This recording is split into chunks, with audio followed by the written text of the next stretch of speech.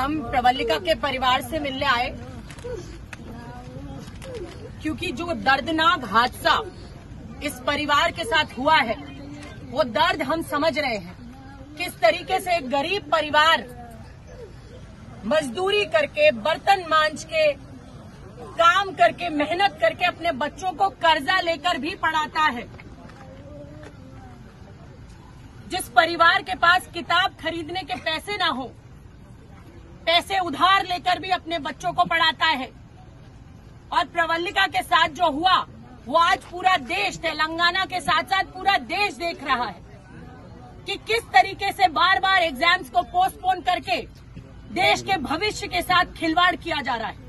और प्रवल्लिका जैसी बेटियों को सुसाइड करनी पड़ रही है, देश के भविष्य को सुसाइड करनी पड़ रही है। आज ये गरीब परिवार तड़प रहा है, रो रहा है, बिलक रहा है, अपनी उस होनहार बेटी को खो चुका है। शायद ये दर्द कभी इनके दिल से न निकले, लेकिन इस दर्द में नमक छिड़कने का काम जिस तरीके से केसीआर सरकार की, बीआरएस की पुलिस ने किया है, प्रवल्लिका के चरित्र पर उंगली उठाकर, ये बेहद शर्मनाक है। हाउ डेयर दे, उनकी हिम्मत कैसे हुई एक बेटी के चरित्र पर उंगली उठाने की। वो बेटी, वो कहते हैं कि वो पढ़ाई और तैयारी नहीं कर रही थी। देखिए ग्रुप 2 की किताबें, क्या लिखा है इस पे? प्रवल्लिका की राइटिंग में लिखा है। ये जिससे मेरे हाथ में नहीं है, इनके हाथ में, इनके हाथ में, इनके हाथ में।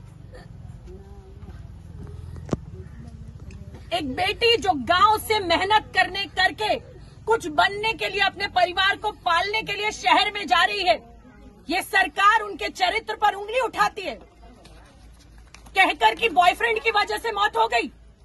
शर्म आनी चाहिए इस सरकार को। क्या देश की बेटियों की ये वक्त है?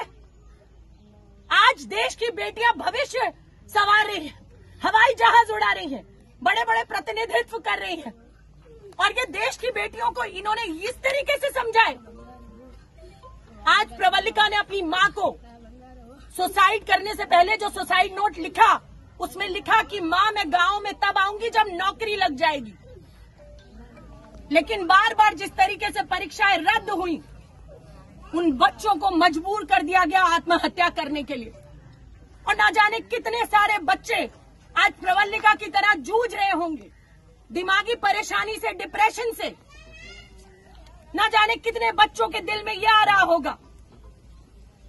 इस भ्रष्ट सरकार की वजह से मैं केसीआर से पूछना चाहती हूं कि कविता के कुत्ते की मौत होती है तो डॉक्टर, वेटरनरी डॉक्टर सस्पेंड होता है, लेकिन जब प्रवल्लिका के चरित्र पर उंगली उठाई जाती है, जिस पुलिस वाले ने उठाई, वो सस्पेंड क्यों नहीं हुआ अभी तक? क्या प्रवल्लिका इस तेलंगाना की बेटी नहीं है? इस दुख की घड़ी में, इस परेशानी की घड़ी में हम प्रवल्लिका के परिवार के साथ है पूरी की पूरी कांग्रेस पार्टी। प्रियंका गांधी जी ने कहा है कि इस दर्द की घड़ी में हम प्रवल्लिका के परिवार के साथ है और जो मदद होगी हम लोग करेंगे। हम खड़े हैं, इस परिवार के साथ खड़े रहेंगे और इनकी लड़ाई लड़ते रहेंगे। आप तेलंगाना की बेटियों के भविष्य के साथ, उनके चरित्र के साथ इस तरीके से खिलवाड़ नहीं कर सकते। इस परिवार को मदद मिलनी चाहिए सरकार से, कॉम्पनसेशन, और इनके भाई को नौकरी मिलनी चाहिए। यह हमारी डिमांड है इस सरकार से। या तो पूरी करिए, नहीं तो युवा से कह दीजिए आप नाकारे हैं, निकम्मे हैं, आप नहीं दे सकते तेलंगाना को कुछ। आप कह दीजिए कि नहीं दे सकते, भविष्य को, युवाओं को कुछ नहीं दे सकते। रेवंत रेड्डी जी बात कर रहे हैं। Subscribe us and press the bell icon for more interesting updates.